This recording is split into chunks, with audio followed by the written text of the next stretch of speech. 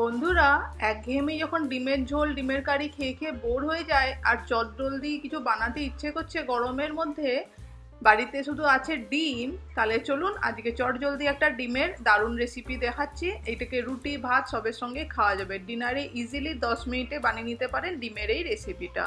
Welcome to my channel world of পাঁচ ফোড়নে। আশা করি সবাই খুব ভালো আছেন।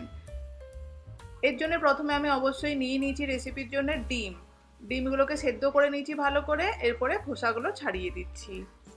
বন্ধুরা, যদি আমার চ্যানেলে ফার্স্ট টাইম ভিজিট করছেন আর চ্যানেলকে এখনো সাবস্ক্রাইব করেননি, একটা রিকোয়েস্ট করছি, চ্যানেলটাকে প্লিজ সাবস্ক্রাইব করে দিন, বেল আইকনটাও প্রেস করে দিন লেটেস্ট নোটিফিকেশান পাওয়ার জন্যে।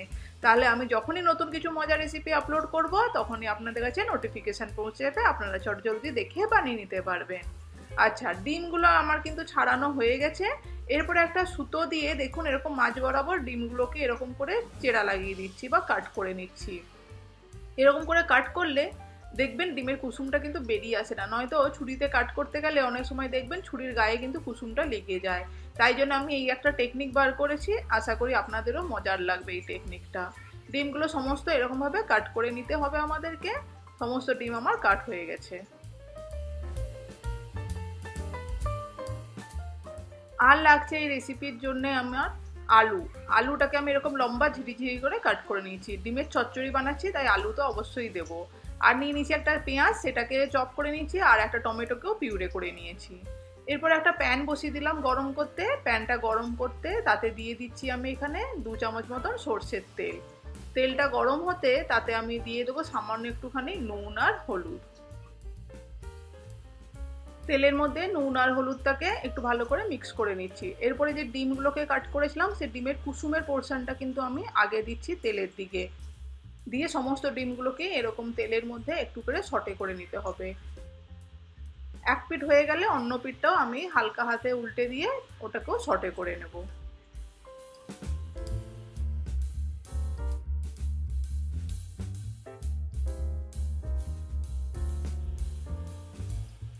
ডিমের কুসুমের পোর্শনটা আগে দেওয়ার জন্যে কুসুমটা কিন্তু বেরিয়ে আসে না, নয়তো দেখবেন সাদা পোর্শনটা যদি আগে দিয়ে দিই তখন অনেক সময় সাদা পোর্শনটা স্ট্রিং করে কুসুমটা বেরিয়ে চলে আসে ভাজার সময়।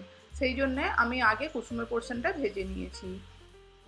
খুব সুন্দর লালচে একটা কালার চলে এসে ডিমের, এরকমভাবে সমস্ত ডিমগুলোকে বোথ সাইডে ফ্রাই করে নিচ্ছি।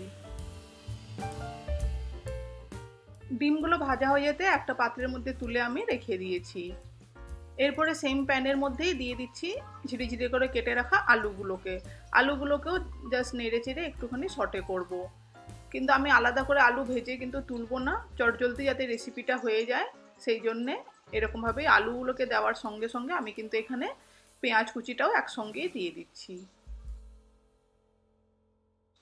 এর সঙ্গেই দিয়ে দিলাম আমি হলুদ গুঁড়ো 1/4 স্পুন দিলাম, দিচ্ছি নুন, সেটা 1/2 স্পুন দিলাম। নুনটা নিজেদের স্বাদ অনুযায়ী দিয়ে দেবেন। দিয়ে ভালো করে নেড়ে চেড়ে মিক্স করে নিচ্ছি।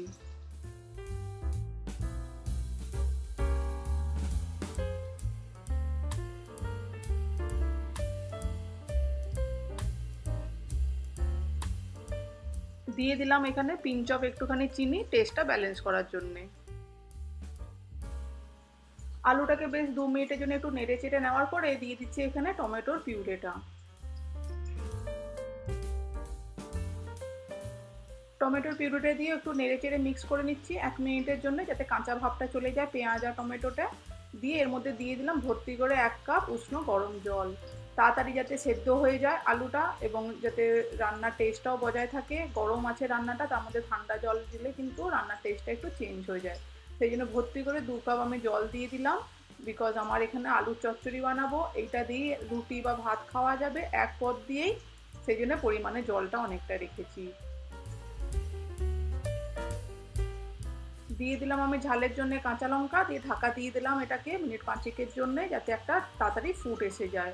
যখন টকবক করে এরকম করে ফুটছে, আলুটাও মোটামুটি সেদ্ধ হয়ে আসছে দেখে বোঝা যাচ্ছে, এই সময় দিয়ে দেবো ভেজে রাখা ডিমগুলোকে দিয়ে আবারও কিছুক্ষণের জন্য সেদ্ধ করতে রেখে দেবো ঢাকা দিয়ে। আলুগুলোকে ঝিরি ঝিরি কাটার জন্য কিন্তু বেশি টাইম লাগবে না আলু সেদ্ধ হতে, আর মিনিট 5-এর মধ্যেই দেখবেন আলুও সেদ্ধ হয়ে গেছে মিডিয়াম ফ্লেমে কুক করলে। আর ডিম তো অলরেডি সেদ্ধ ছিলই। ডিম চচ্চড়ি কিন্তু আমাদের কমপ্লিটলি রেডি। একটু স্প্যাচুলার সাহায্যে কাট করে দেখে নিতে হবে আলুগুলো সেদ্ধ হয়ে গেছে কিনা। বন্ধুরা এরকম চটজলদি মজার একটা রেসিপি শেয়ার করলাম, রাত্রে ডিনারে চটজলদি বানিয়ে নিতে পারেন এই একটা রেসিপি।